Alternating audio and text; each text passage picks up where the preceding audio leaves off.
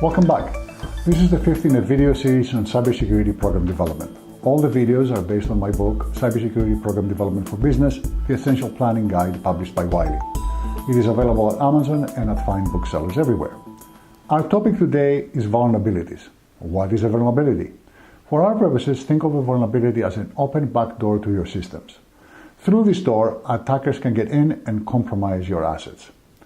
Why are these vulnerabilities there to begin with? Because information technology systems are incredibly complex, and whenever you're building and maintaining such complex systems, it is inevitable that vulnerabilities will be introduced.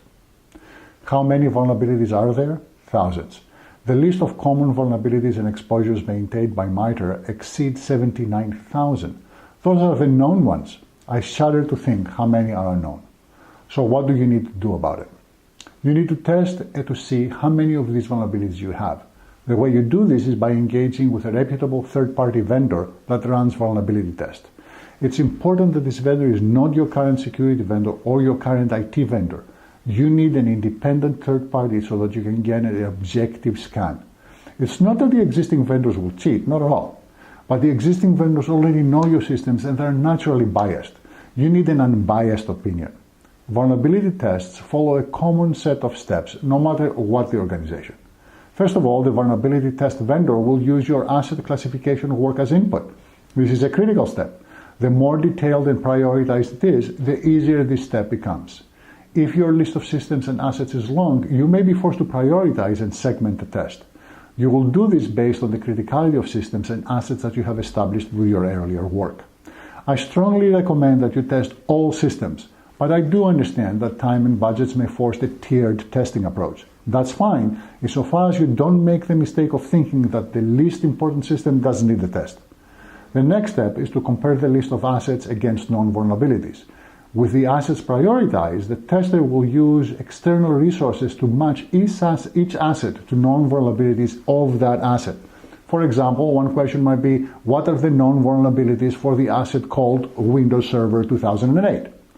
Finally, the vendor will test each asset against its identified vulnerabilities. This can get tricky. In some cases, testing for vulnerabilities is as easy as making sure that the security patch has been applied or that the system is running the most current version of the software. In other cases, you may need to take the system offline and check the underlying hardware for one specific vulnerability or another. Either way, you'll need the help of at least two technical experts, the vendor performing the tests and your IT team.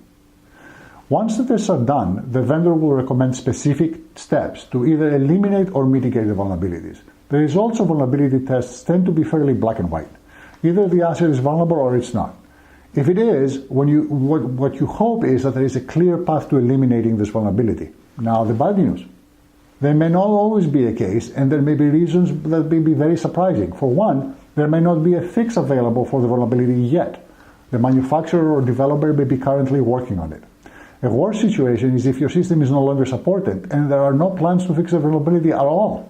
You will be surprised to know as to how many times this comes up.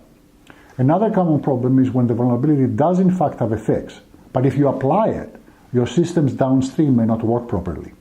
There may be other reasons specific to your environment, but the good news is, here you have an answer. You either fix the vulnerability or you take mitigating action. Here's the important safety tip. Managing your vulnerabilities can feel like shoveling snow in the middle of a blizzard. Getting the list of assets, researching the vulnerabilities, plug the vulnerabilities, test the fix, then start all over again. No matter how diligent you are, there will always be new ones that are discovered designed to make your life absolutely miserable. Do not get complacent. It can and it will cost you the business. Moreover, failure to do a vulnerability testing is a career-ending mistake. There can be no excuse for failing to test known vulnerabilities. For more information, please watch the rest of my short videos and check out my book, Cybersecurity Program Development for Business, The Essential Planning Guide. And you can always reach me and ask me questions by visiting cybersecurityforbusiness.com. Thank you.